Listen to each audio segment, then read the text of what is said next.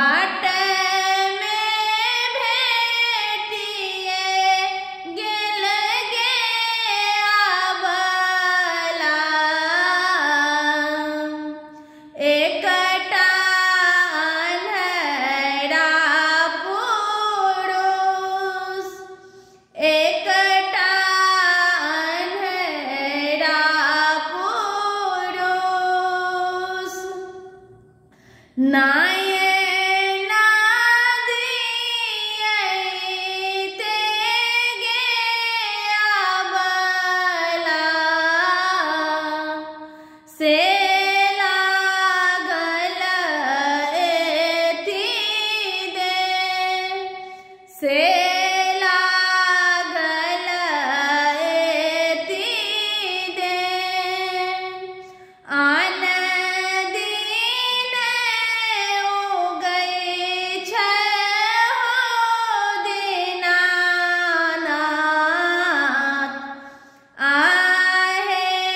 भोरे भिनसँ आहे भोरे भिनसँ आजुके दिन माहे दीनानाथ से लागल एति दे से लागल एते दे बाट में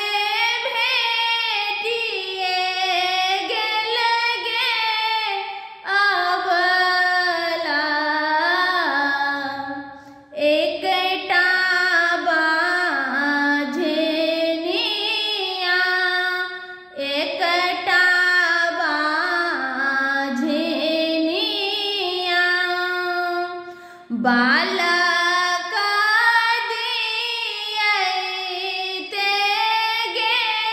आबला से लागल एति दे से लागल एति दे बाट में भेटिए गेल गे आबला एकटा कोढ़िया पुरुष एकटा कोढ़िया पुरुष काय बादियैते गे आबला से लागल एति दे से लागल एति दे आन दिन उगै छै हो दीनानाथ आहे भोरे भिनसँ आहे भोरे भिनसँ आजुके दिन माहे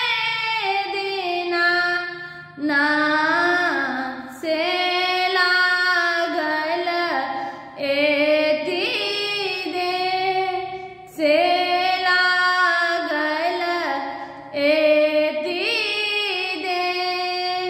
धन्यवाद। किछु गलती भेलै तऽ ओकर लेल क्षमा चाहै छी अहाँ सबसँ।